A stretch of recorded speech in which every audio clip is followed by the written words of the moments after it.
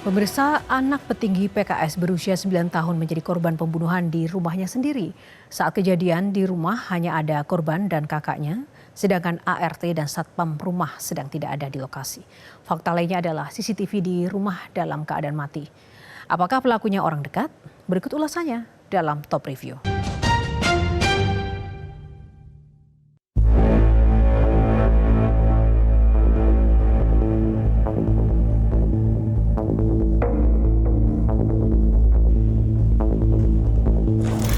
Inilah penampakan rumah anggota Dewan Pakar PKS Kota Cilegon, Maman Suherman.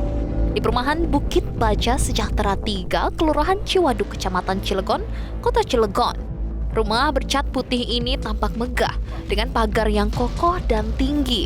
Di rumah inilah pada Selasa 16 Desember 2025, pada siang hari saat kondisi lingkungan sedang hujan deras, terjadi pembunuhan terhadap Muhammad Aksel, 9 tahun yang merupakan putra dari Maman Suherman. Saat kejadian, di rumah hanya ada 2 orang, yaitu korban yang berada di lantai 1 dan kakak korban yang berada di lantai 2. Sementara itu, kedua orang tua korban sedang bekerja. 2 asisten rumah tangga sudah pulang lebih awal dengan alasan anak salah satu ART sedang sakit. Sementara itu, rekaman CCTV di lokasi kejadian dilaporkan dalam kondisi rusak. Pada Selasa sekitar pukul 14.20 waktu Indonesia Barat, Maman yang sedang berada di kantor menerima telepon dari kakak korban yang terdengar sangat panik dan meminta pertolongan. Sesampainya di rumah, Maman menemukan Aksel sudah tergeletak bersimbah darah di dalam rumah dengan luka di sekujur tubuhnya. Korban sempat dilarikan ke rumah sakit Betsaida Cilegon, namun pihak medis menyatakan korban telah meninggal dunia sebelum sempat mendapatkan penanganan lebih lanjut. Berdasarkan hasil otopsi yang dirilis Polres Cilegon, ditemukan total 22 luka pada tubuh korban. Rinciannya 19 luka tusuk akibat benda tajam dan 3 luka akibat kekerasan benda tumpul. Luka-luka tersebut tersebar di beberapa bagian tubuh termasuk di area leher. Tim Inafis Satreskrim Polres Cilegon melakukan olah tempat kejadian perkara di Komplek Bukit Baja Sejahtera 3, Kelurahan Ciwaduk, Kota Cilegon. 2 ekor anjing pelacak diturunkan untuk mencari petunjuk atas kasus ini. Polisi juga masih mendalami motif sekaligus memburu pelaku. Itu belum bisa kita jelaskan. Dalam hal kita masih melakukan penyelidikan untuk jumlah saksi sementara yang sudah kita lakukan pemeriksaan itu ada 8 orang, termasuk yang ada di lingkungan sekitar dari tempat kejadian. Untuk dari penanganan pertama, kita sudah mengamankan TKP, sudah melakukan visum. Kita sedang menunggu hasil otopsi dari korban. Untuk dugaan motif sementara belum bisa kita jelaskan secara lugas karena kita masih dalam tahap penyelidikan. Dalam arti kita masih membuat terangnya suatu tindak pidana ini, bagaimana tindak pidana ini bisa terjadi maupun pihak-pihak yang terkait. Polisi telah memeriksa sedikitnya 8 orang saksi, termasuk anggota keluarga dan warga sekitar. Polisi menyatakan bahwa motif sementara bukan perampokan karena tidak ada barang berharga yang hilang dari rumah. Kapolres Cilegon AKBP Martua Raja Silitonga mengatakan pihaknya masih mendalami alat bukti yang ditemukan dari tempat kejadian pada saat kejadian terjadi. Ia membantah bahwa polisi mengalami kesulitan lantaran kondisi CCTV di rumah korban yang rusak sebelum peristiwa terjadi. Sementara kan kita mengumpulkan beberapa alat bukti di lapangan yang memang itu harus kita kaitkan antara pola waktu, pola tempat, dan pola sasaran.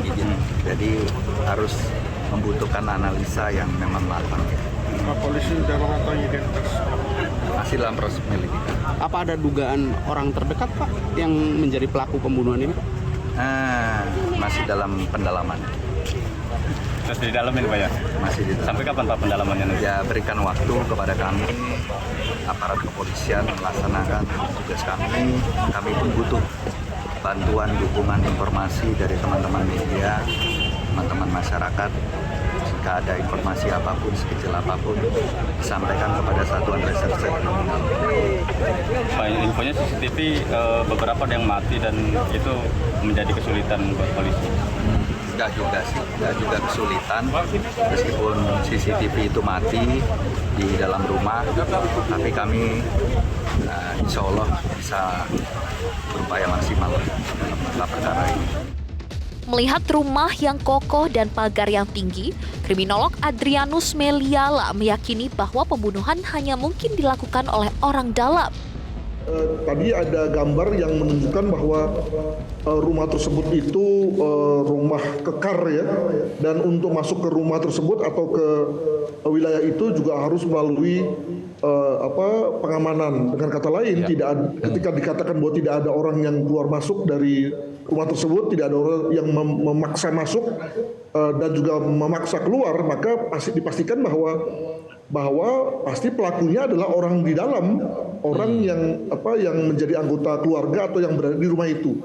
Nah, itu saja sudah amat mengurangi skop penyelidikan kepolisian. Tinggal fokus kepada 8 orang tersebut dan kemudian lalu dalam rangka mencari tahu tentang alibi masing-masing, tinggal kemudian saling mencocokkan ya, dan kemudian bisa disimpulkan siapa pelakunya. Mengenai motif, menurut Adrianus Meliala bisa dilihat dari pola luka tusukan pada korban. Jika tusukannya acak, maka ada kemungkinan pelaku melakukan penusukan secara acak karena panik. Tapi jika lukanya mengarah ke beberapa bagian yang vital, maka kemungkinan dilakukan karena ada kemarahan yang luar biasa kepada korban atau kepada orang lain yang dilampiaskan kepada korban. Ini juga menarik kalau misalnya pada yang pertama kita bicara mengenai disorganized murder, di mana pelakunya panik, pelakunya seperti nggak tahu harus berbuat apa. Kelihatannya karena si pelaku, ini kalau saya bayangkan, tengah berbuat sesuatu pada misalnya dalam rangka hendak mencuri perhiasan, hendak mencuri surat-surat milik orang tuanya, dan kemudian ketahuan atau dalam bahasa Betawinya itu atau bahasa sehari-harinya kegap gitu ya. Sehingga kemudian lalu agar kemudian dia tidak ketahuan, tidak diberitahu kepada orang rumah, maka kemudian anak itu dibungkam. Nah, karena anak nggak bisa dibungkam, lalu kemudian ditusuk berkali-kali. Alhasil kemudian salah satu dari antara tusukan itu kemudian tusukan yang fatal, dan itulah yang kemudian menyebabkan anak itu meninggal. Nah, atau yang kedua, bahwa kalau memang pembunuhannya lebih bersifat fokus ya, dengan kata lain tidak merupakan satu perlukaan yang random, maka kemungkinan memang dalam hal ini si pelaku memiliki semacam dendam, marah luar biasa kepada anak ya, atau bisa juga mungkin kepada orang tuanya, kepada ayah ibunya, dan kemudian kepada anak jadikan pelampiasannya. Nah, sekali lagi kita perlu tahu tuh pertama-tama dari segi perlukaannya untuk kemudian kita ketahui suasana kebatinan dari sang pelaku terhadap korban. Dari semua fakta yang ada, kasus ini semestinya tidak terlalu sulit untuk diungkap. Diyakini dalam waktu dekat, polisi akan segera menangkap pelaku dan mengungkap apa motifnya.